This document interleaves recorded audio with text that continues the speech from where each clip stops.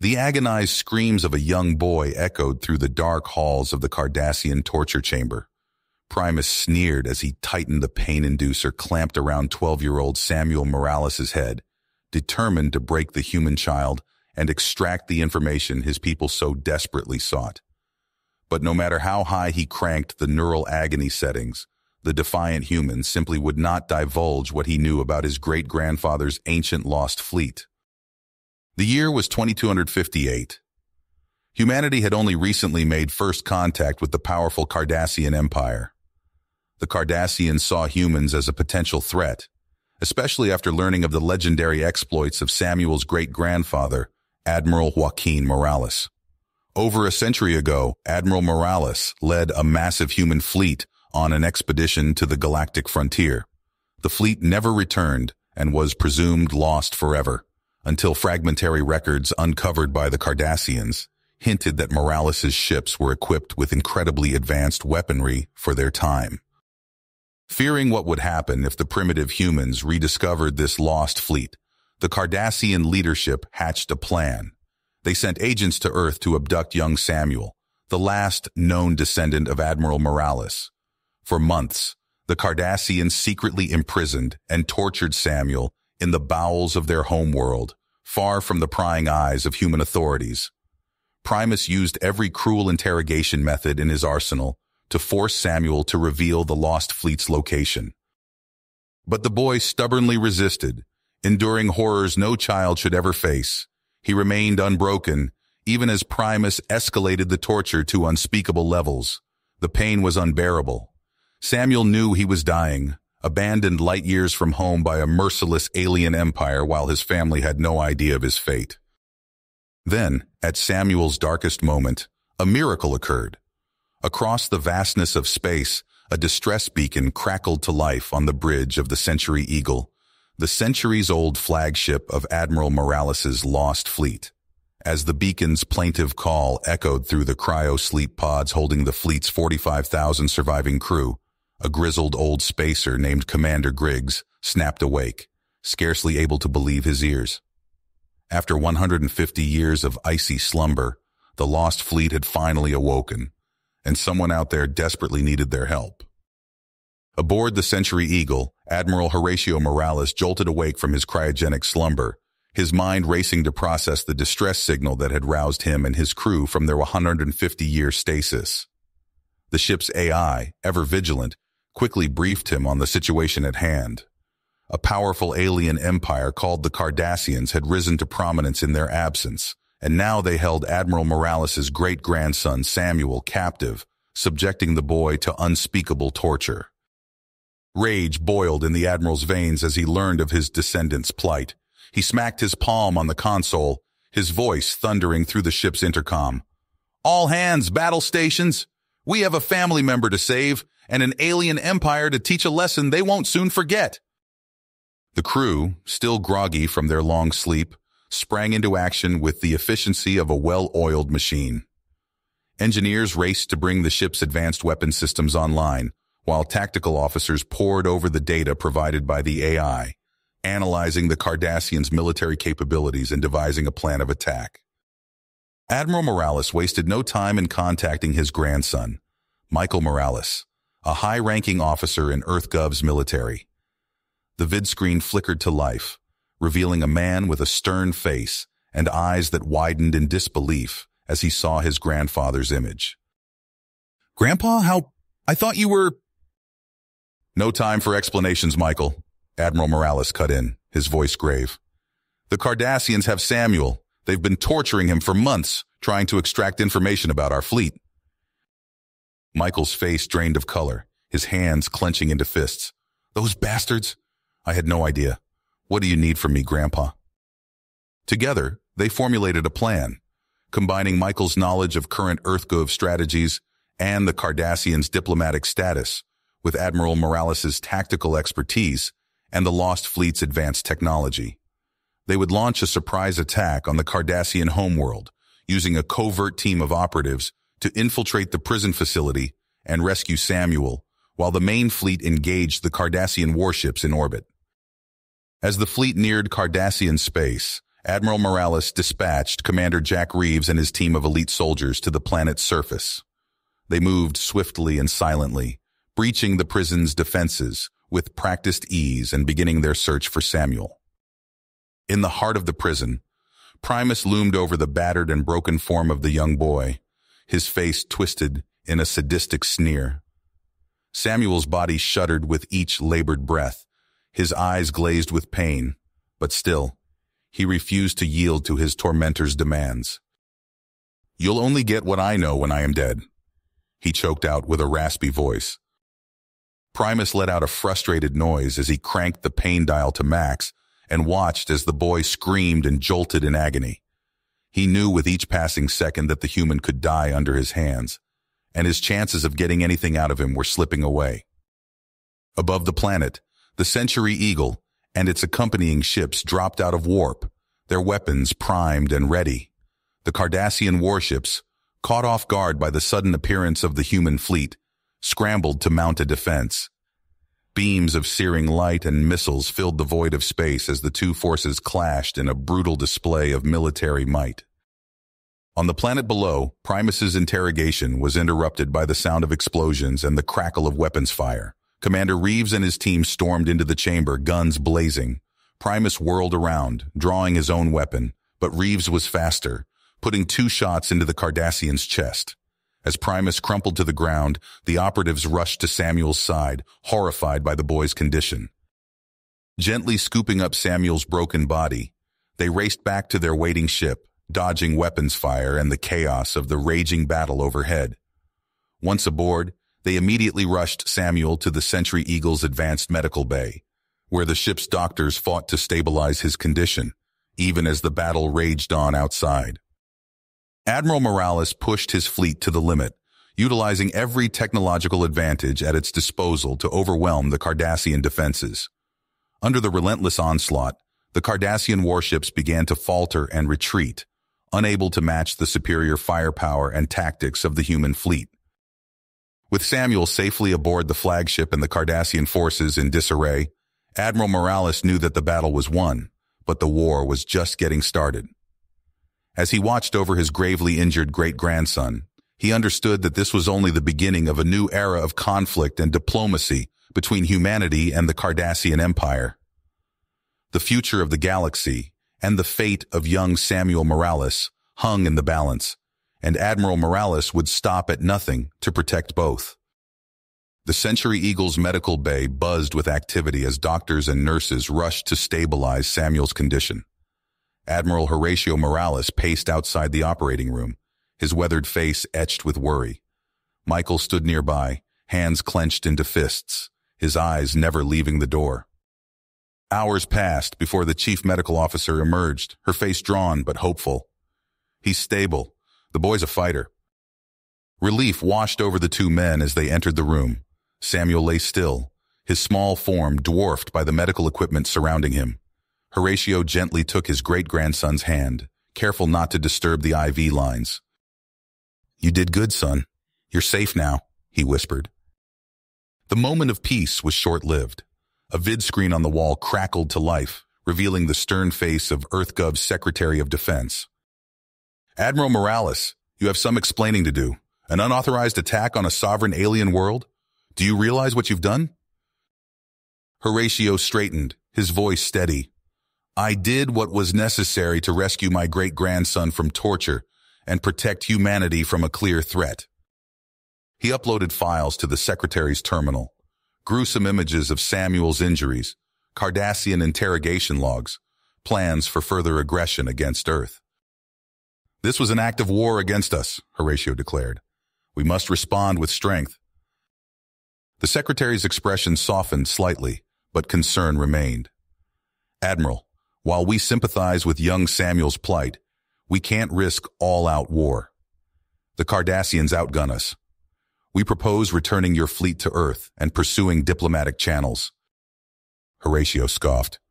"Diplomacy? With torturers of children? We must show them humanity won't be pushed around." As the debate raged on, Samuel stirred. His eyes fluttered open, panic flashing across his face before recognition set in. Great-grandpa, Dad? He croaked. Michael leaned in close. We're here, son. You're safe now. Samuel managed a weak smile. I didn't tell them anything. Horatio squeezed the boy's hand. You showed incredible bravery, Samuel. Now rest and heal. Word of Samuel's ordeal spread through the fleet. Crews gathered in mess halls and corridors, sharing stories of the boy who defied an empire. Support for Horatio's hardline stance grew. Meanwhile, on the Cardassian homeworld, Gul Dukat smacked his head on the war room table. This human admiral makes fools of us. Prepare the fleet. We'll crush this resistance and show the galaxy the price of defying Cardassia. As warships assembled on both sides, Horatio knew time was short. He opened communication channels to other races who'd suffered under Cardassian oppression. The Bajorans, the Klingons, even some rebel Cardassian factions. The time has come to stand together against tyranny, Horatio broadcast. Will you join us in forging a new future for the galaxy? Responses trickled in as Horatio waited, the weight of humanity's fate heavy on his shoulders. He gazed at Samuel's sleeping form, steel in his eyes. Whatever came next, he would protect his family and his people at all costs. Admiral Horatio Morales stood on the bridge of the Century Eagle, his eyes fixed on the swirling blue-green orb of Konos. The Klingon homeworld loomed large through the view screen, a mix of sprawling cities and untamed wilderness. We're being hailed, Lieutenant Chen announced from her console. Horatio nodded. On screen. The harsh features of a Klingon warrior filled the view screen. Human vessel, state your business or be destroyed. Horatio stepped forward. I am Admiral Horatio Morales of Earth. We seek an audience with the High Council. The Klingon's eyes narrowed. Proceed to these coordinates. Any deviation will be met with lethal force. As the transmission cut out, Horatio turned to his first officer. Commander Reeves, you have the bridge. I'll lead the delegation planetside. The shuttle ride was tense. Horatio sat with his hand-picked officers, each acutely aware of the gravity of their mission.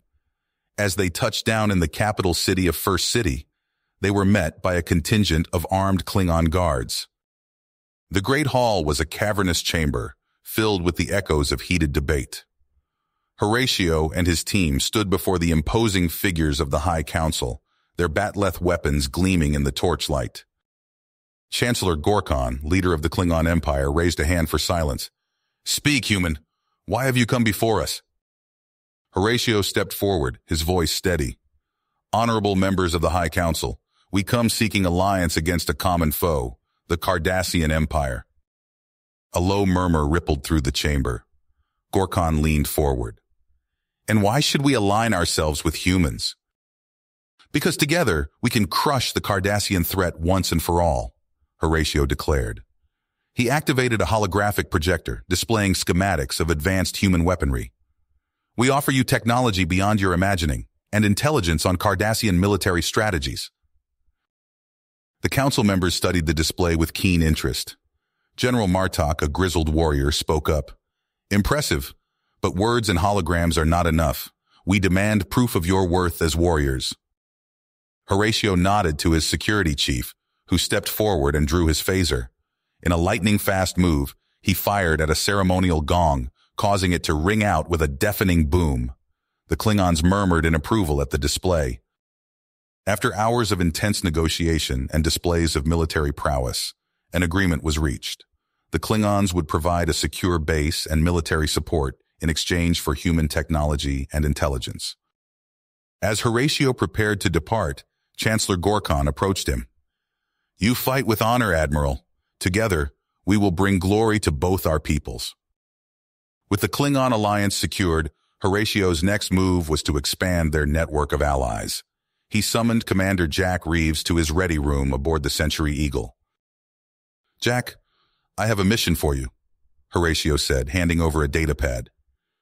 There are rebel cells operating in Cardassian-occupied systems. I need you to make contact and bring them into our alliance. Reeves studied the information. Infiltration behind enemy lines. It'll be dangerous, sir. Horatio nodded grimly. I know, But these rebels could be the key to turning the tide against the Cardassians. Days later, Reeves and his team slipped through Cardassian space in a stealth shuttle. They touched down on a desolate moon, home to a hidden rebel base. As they approached the entrance, plasma rifles snapped up to greet them. "We come in peace," Reeves called out, hands raised. "We're here to help you fight the Cardassians." A scarred Bajoran woman stepped forward, her eyes wary. "And why should we trust you?" Reeves activated a holographic display, showcasing human and Klingon ships. "Because we bring the firepower you need to win this war." The rebel leaders huddled in discussion, their voices hushed but intense. Finally, the Bajoran woman turned back to Reeves. "We're listening." As Reeves laid out their offer, the rebels' eyes widened with hope. Access to advanced weapons, the backing of a powerful alliance. It was more than they had dreamed possible. "There's something else," a Bolian rebel interjected. "We've discovered the location of a secret Cardassian shipyard. They're building a new class of warship that could tip the balance of power in the quadrant." Reeves leaned forward, his interest piqued. "Tell me everything." Meanwhile, on the Klingon base, Samuel Morales took his first steps without assistance. His father, Michael, and great-grandfather, Horatio, watched with pride. "How are you feeling, son?" Michael asked. Samuel's face was set with perseverance. "Strong enough to fight, Dad. I want to help stop the Cardassians." Horatio placed a hand on Samuel's shoulder. "Your courage does our family proud. But for now, focus on regaining your strength. The real battle is yet to come." As Samuel continued his recovery, Horatio and the Klingon commanders pored over the intelligence gathered by Reeves and the rebels. They formulated a daring plan to strike at the heart of Cardassian power. The combined human-Klingon fleet assembled in deep space, a formidable array of firepower. Horatio stood on the bridge of the Century Eagle, surveying the armada before him. "All ships, this is Admiral Morales," he broadcast. "Today we strike a blow for freedom, for Earth, for the Klingon Empire, and for all those who have suffered under Cardassian tyranny. Execute Attack Plan Alpha. Engage." The fleet surged forward, dropping out of warp near key Cardassian targets. Phaser fire and photon torpedoes lit up the void of space as they caught the enemy completely off guard. On the Cardassian homeworld, alarms blared as reports flooded in from across their territory. Gul Dukat, leader of the Cardassian military, stared in disbelief at the tactical display. "Impossible," he muttered. "How did they penetrate our defenses so easily?" As chaos engulfed the Cardassian leadership, Admiral Morales saw his opportunity. He turned to his helmsman, his voice steady with persistence. "Set a course for the Cardassian homeworld. Maximum warp." The Century Eagle streaked through space, leading the charge towards the heart of the Cardassian Empire. Horatio's eyes narrowed as he focused on the battle ahead, knowing that the fate of Earth and the galaxy hung in the balance. The Century Eagle's engines thrummed as it led the charge towards Cardassia Prime. Admiral Horatio Morales stood on the bridge, his eyes fixed on the tactical display. Explosions bloomed across the planet's surface as the combined human-Klingon fleet bombarded key military installations. "Sir, we've breached their orbital defenses," Lieutenant Chen reported. Horatio nodded. "Excellent. Signal Michael's team. They have a go." Aboard a stealth shuttle, Michael Morales checked his gear one last time. He turned to his team, a mix of hardened human and Klingon warriors. "Remember, we hit fast and hard. No hesitation." The shuttle screamed through the atmosphere, weaving through anti-aircraft fire. They touched down in a secluded alley near the Central Command complex. Michael activated his subspace communicator. "Eagle Actual, this is Strike Team Alpha. We're on the ground." Horatio's voice crackled through. "Understood, Alpha. You have 30 minutes before we level that building. Make it count." Michael led his team through the chaos-filled streets. Cardassian civilians ran for cover as debris rained from the sky. They reached the command center's perimeter, where panicked guards fired wildly at the approaching strike force. "Take them down!" Michael shouted. Phaser fire and disruptor blasts lit up the night. The team moved with precision, neutralizing the outer defenses in seconds. They breached the main entrance, fighting their way through corridors filled with smoke and alarms. In the central control room, Gul Dukat barked orders to his subordinates. "Launch every ship we have. We must repel these savages." The doors exploded inward. Michael's team poured through, their weapons trained on the Cardassian leadership. "Nobody move!" Michael shouted.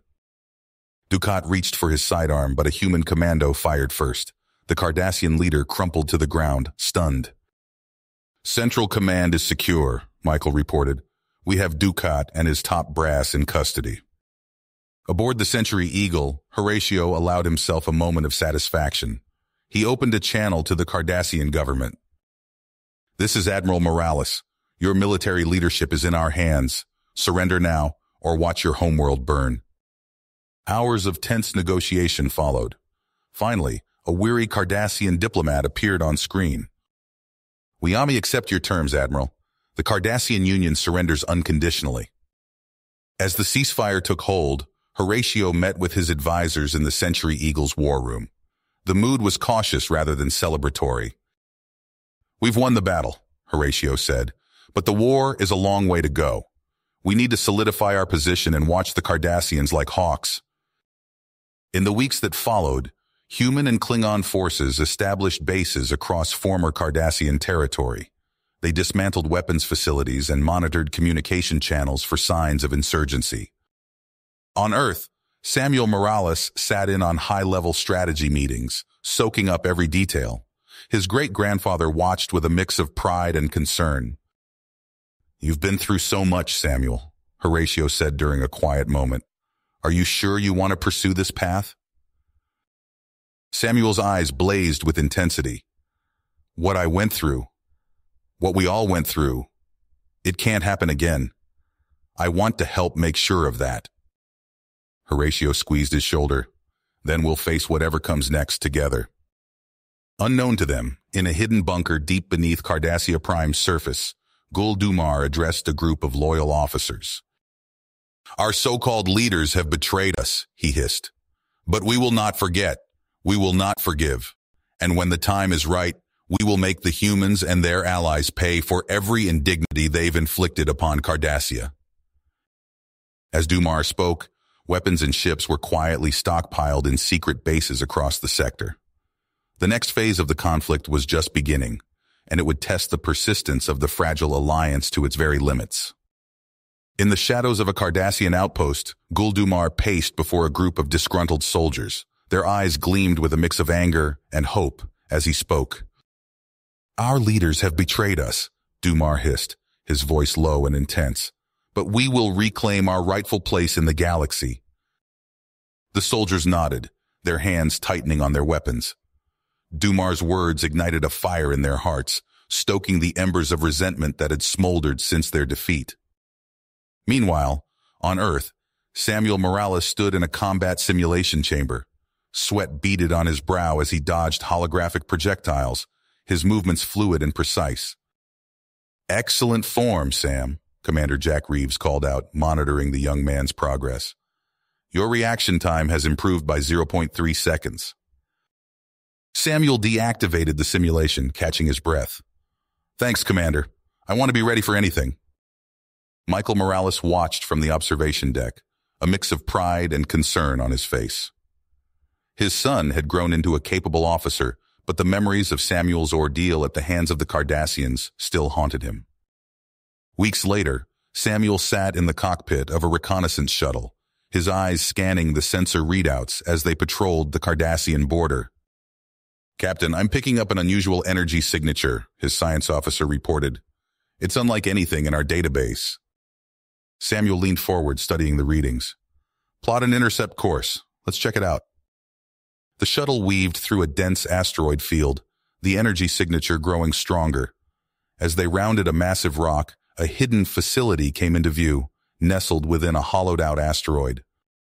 "My God," Samuel whispered. "It's a Cardassian base. How did we miss this?" Inside the facility, Cardassian scientists worked feverishly on a massive device. Energy crackled around its core, sending tremors through the asteroid. Samuel tapped his communicator.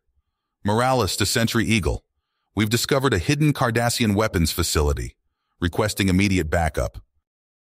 Before a response came, alarms blared throughout the base. Samuel's shuttle rocked as disruptor fire erupted from concealed turrets. "We're taking heavy fire," Samuel shouted, wrestling with the controls. "All hands, prepare for emergency landing." The shuttle crashed onto the asteroid's surface, skidding to a halt near the facility's entrance. Samuel and his team stumbled out, weapons drawn, as Cardassian soldiers poured from the base. "Take cover," Samuel ordered, diving behind a rocky outcropping. Phaser fire lit up the airless void as the two sides exchanged volleys. Despite their valiant efforts, Samuel's team found themselves overwhelmed. One by one, they fell to stun blasts or were forced to surrender. Samuel fired his last shot before a stun beam struck him in the chest. As consciousness faded, he saw a tall Cardassian figure approaching, Gul Dumar himself. "Well, well," Dumar sneered, looking down at the young human. "What an unexpected prize." Hours later, Admiral Horatio Morales stood before the Alliance Council, his face grave as he delivered the news of Samuel's capture and Dumar's ultimatum. "We cannot give in to these demands," a Klingon general growled. "We must crush these rebel scum." Others voiced their agreement, but Horatio raised a hand for silence. "And risk the lives of countless civilians? We must consider all options." As the debate raged on, Michael Morales slipped away from the council chambers. In a secluded room, he met with a select group of operatives, humans and Klingons alike. "We're going in," Michael said, his voice steady. "A small team off the books. We'll infiltrate Dumar's base, rescue Samuel, and sabotage that weapon." A grizzled Klingon warrior nodded approvingly. "A worthy challenge. When do we depart?" Michael checked his chronometer. "We leave in 1 hour. Prepare yourselves. This mission could decide the fate of the entire quadrant." As Michael's team made their final preparations, Samuel sat in a cold cell deep within Dumar's facility. Despite the ache in his muscles and the fear gnawing at his gut, he kept his head high, refusing to show weakness before his captors. Gul Dumar entered the cell, a smug smile on his face. "Comfortable, young Morales? I do hope you're enjoying our hospitality." Samuel met Dumar's gaze unflinchingly. "Your threats won't work, Dumar. The Alliance won't bow to terrorists." Dumar's smile faltered for a moment before returning, colder than before. "We shall see, human. We shall see." As Dumar left, Samuel closed his eyes, drawing strength from the memory of his family and his training. Whatever came next, he would face it with unwavering courage, ready to protect all he held dear. The cloaked shuttle glided silently through the asteroid field, its occupants tense and focused. Michael Morales checked his tactical display one last time before addressing his team. "We're approaching the target. Remember, stealth is key until we're inside." The shuttle touched down on the asteroid's surface, its cloaking field shimmering as it deactivated. Michael's team moved swiftly, their boots magnetized to the rocky surface. They reached an airlock, and a Klingon operative attached the device to bypass the security protocols. Inside the base, alarms remained silent as the strike team split into 2 groups.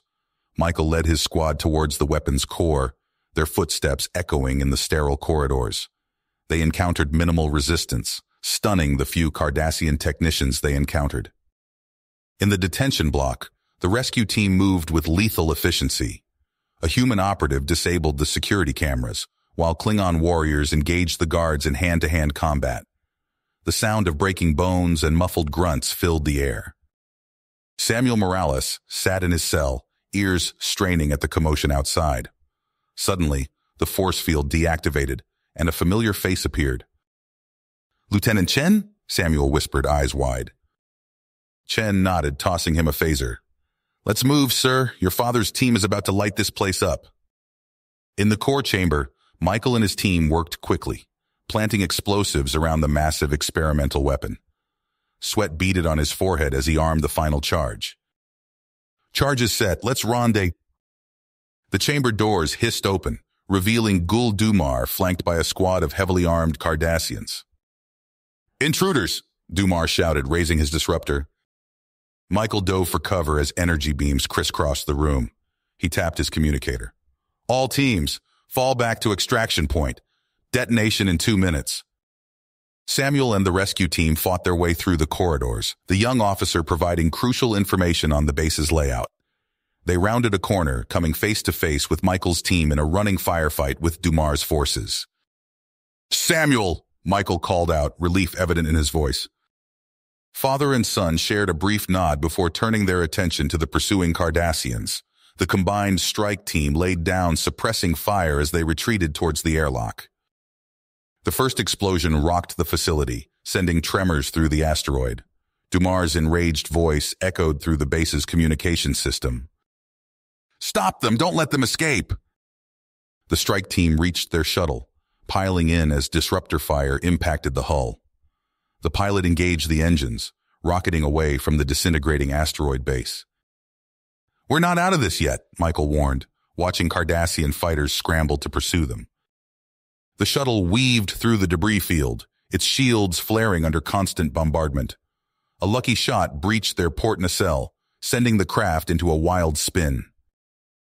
We're losing power, the pilot shouted. Life support failing. Michael scanned the sensor readings, spotting a small, airless moon nearby. Take us down there. It's our only chance. The shuttle skidded across the moon's barren surface, coming to rest in the shadow of a towering cliff. As atmosphere vented from multiple hull breaches, the survivors donned emergency suits and exited the crippled craft. Samuel activated the distress beacon, its faint signal their only hope of rescue. He looked up at the stars, wondering if his great-grandfather had received their call for help. Aboard the Century Eagle, Admiral Horatio Morales stared at the tactical display, his face a mask of concentration. The distress signal blinked insistently, surrounded by a swarm of enemy contacts. All ships, this is Admiral Morales, he broadcast to the assembled fleet. Commence Operation Thunderbolt. Bring our people home.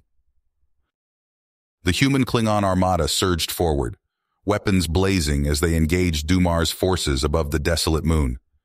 Fighters screamed through the void, exchanging fire in a deadly dance. On the moon's surface, Samuel and the survivors huddled behind rocky outcroppings as Cardassian troops began to land, intent on capturing or killing the strike team before reinforcements could arrive. A Klingon warrior beside Samuel snarled, raising his bat'leth. They want to fight? Let's give them one they'll never forget. Samuel checked his phaser's power cell, nodding grimly. As Cardassian troops advanced across the lunar landscape, he steeled himself for the battle ahead.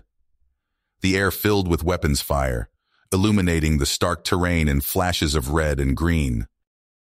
The crimson glow of disruptor fire faded, leaving an eerie silence on the moon's surface.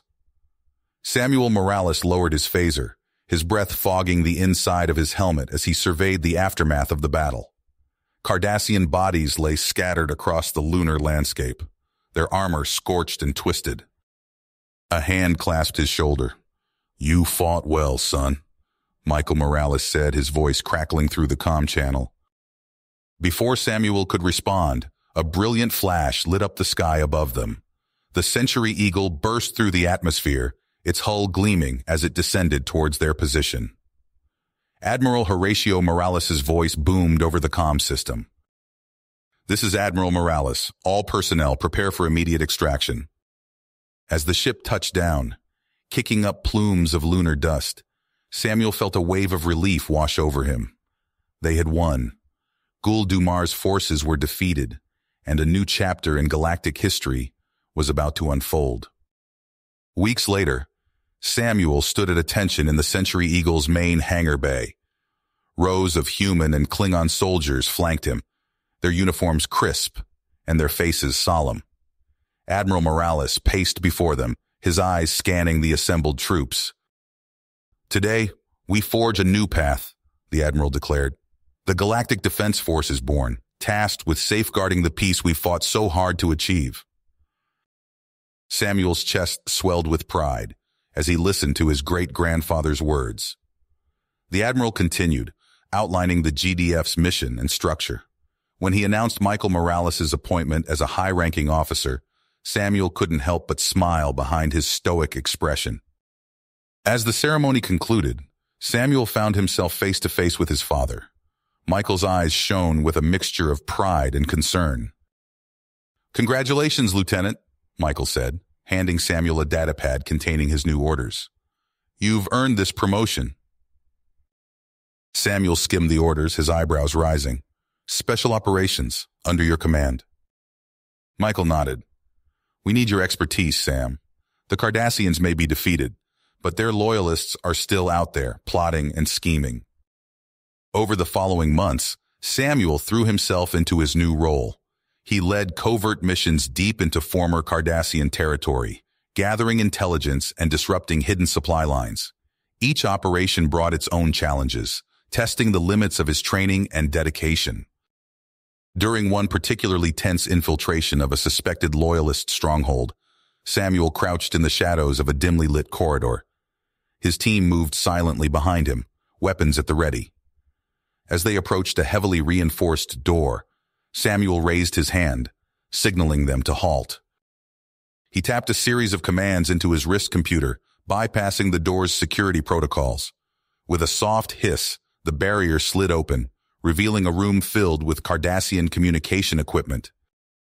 "Jackpot," Samuel whispered, motioning his team forward. As they secured the room and began downloading critical intelligence, alarms blared throughout the facility. Samuel's heart raced as he barked orders to his team. "Zeta Team, hold this position. Delta Team, with me, will create a diversion." Samuel led half his squad through the winding corridors, engaging Cardassian defenders in brief, intense firefights. The air crackled with energy weapons as they fought their way to the facility's power core. "Plant the charges," Samuel ordered, his voice steady despite the chaos around them. "We're going to give these loyalists a message they won't forget." As they retreated, explosions rocked the stronghold. Samuel's team escaped with the vital intelligence, leaving the Cardassian loyalists in disarray. Back aboard the Century Eagle, Samuel delivered his report to Admiral Morales and the newly formed Galactic Concord Council. Representatives from various worlds listened intently as he detailed the mission's findings. "The intelligence we've gathered suggests that the loyalist cells are more widespread than we initially believed," Samuel concluded.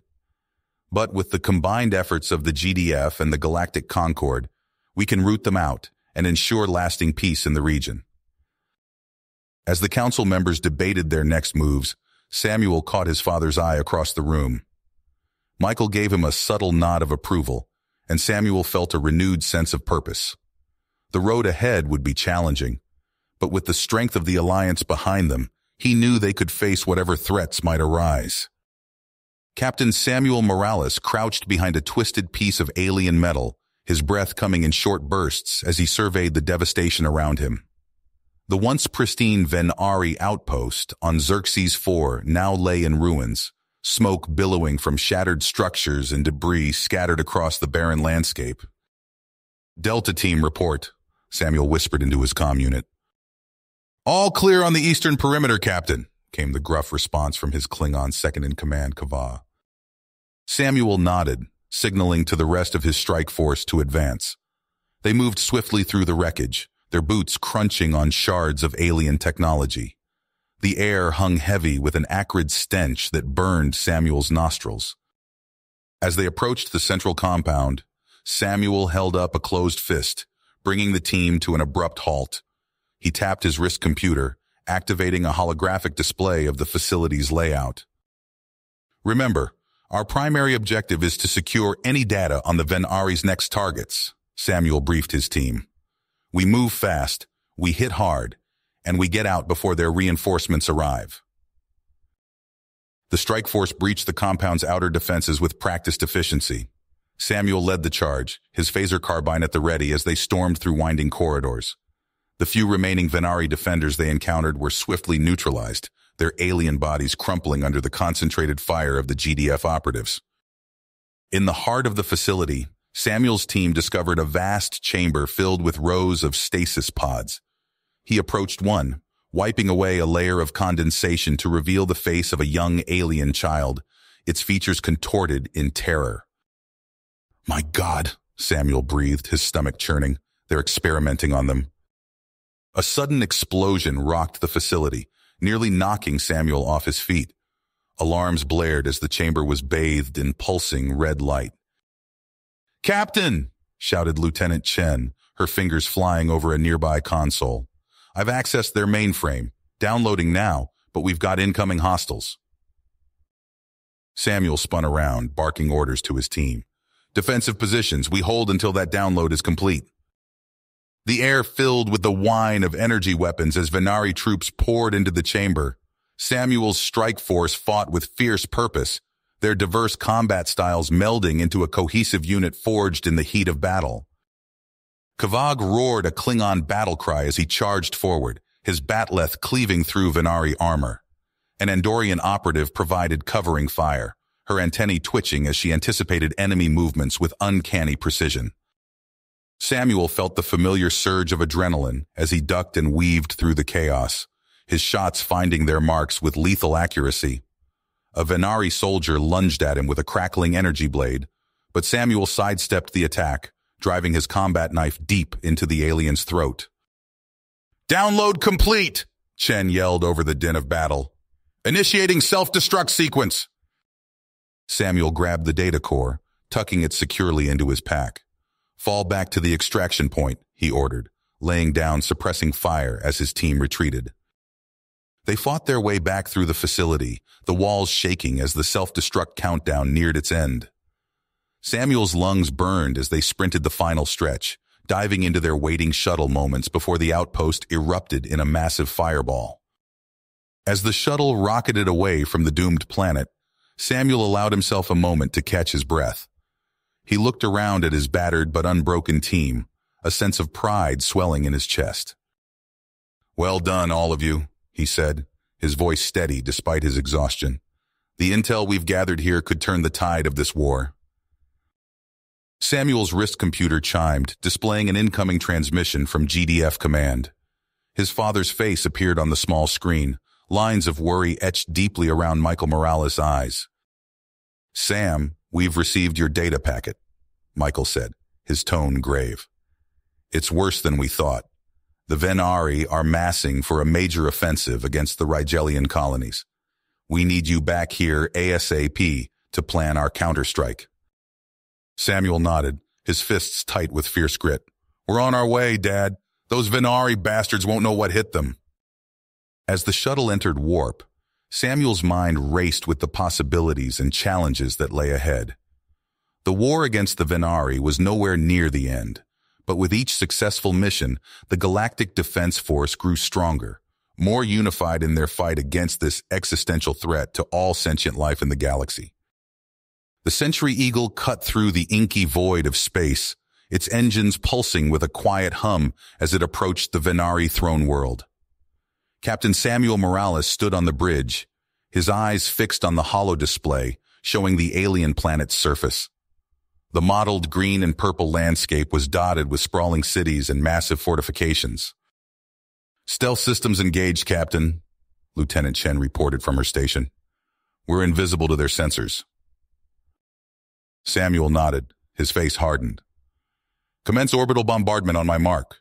Strike Team Alpha, prepare for insertion." The ship shuddered as its weapon systems unleashed a torrent of energy upon the planet below. Explosions bloomed across the surface, creating a fiery diversion for Samuel's team. In the launch bay, Samuel checked his gear one last time. His father, Michael, clasped his shoulder. "Ready, son?" "Born ready, Dad," Samuel replied, his voice steady despite the tension coiling in his gut. The insertion pods rocketed towards the planet's surface, punching through the atmosphere in streaks of fire. They landed with bone-jarring force in the outskirts of the capital city. Samuel burst from his pod, plasma rifle at the ready. "Move out," he ordered, his team falling in behind him. They crept through the shadows of towering alien structures, their adaptive camouflage blending seamlessly with the environment. The distant rumble of explosions and the scream of fighter craft filled the air. As they approached the citadel, a Venari patrol rounded the corner. Samuel raised his fist, halting the team. They held their breath as the aliens passed within inches, their four eyes scanning the area suspiciously. Once clear, Samuel led them to a maintenance hatch. He placed a small device on the lock, and it sparked to life, bypassing the security protocols. The hatch slid open with a soft hiss. Inside the Citadel, alarms blared. Samuel's team moved swiftly through winding corridors, engaging Venari guards in brief, intense firefights. The air crackled with energy weapons and the acrid smell of ozone. "We're getting close to the inner sanctum," Michael said, consulting his wrist computer. Suddenly, a massive blast door slammed shut in front of them. Before they could react, a wave of psionic energy swept through the corridor. Samuel's mind exploded with pain, his vision blurring as he fought to stay conscious. Around him, his teammates collapsed, screaming in agony. Through the haze, he saw his father stumble, reaching out to him. "Sam!" Michael shouted, his face contorted in pain. "We have to keep moving." Samuel gritted his teeth, forcing himself to focus. He helped his father to his feet, and together they pushed forward, half carrying, half dragging the few survivors of their team. They burst into a vast chamber, its walls lined with pulsing organic technology. At its center stood the Supreme Overlord, a towering figure with multiple limbs and eyes that glowed with malevolent energy. "Insignificant creatures," the Overlord's voice boomed in their minds. "You dare challenge the might of the Venari?" Samuel raised his weapon, but another blast of psionic energy sent him reeling. He watched in horror as his father leapt in front of him, taking the full force of the attack. Michael's body convulsed, his eyes wide with pain. He collapsed to the ground, smoke rising from his armor. "Dad!" Samuel screamed, dropping to his knees beside his father. Michael grabbed Samuel's hand, his grip weak. "Finish it, Sam," he gasped. "End this, for all of us." As the light faded from his father's eyes, something snapped inside Samuel. He stood, fury burning away the pain and fatigue. With a primal roar, he charged at the Supreme Overlord. The alien's tentacles lashed out, but Samuel ducked and weaved, his combat training taking over. He fired his plasma rifle, the shots searing through the Overlord's defenses. The two clashed in a brutal melee, Samuel's rage fueling every punch and kick. He fought with a ferocity that surprised even himself, driven by the memory of his father's sacrifice and the countless lives lost to the Venari's genocidal campaign. In a final, desperate move, Samuel activated his armor's power core, channeling its energy into a devastating blast. The Supreme Overlord screeched in agony as the energy tore through its body, leaving it crumpled and defeated on the chamber floor. Panting heavily, Samuel stood over the fallen alien leader. The choice before him was clear. You have reached the end of the story. If you enjoyed this story and want to support us, please leave a like and subscribe to our channel, and for every comment that says 88, I will heart every single one of them. Thank you for your time.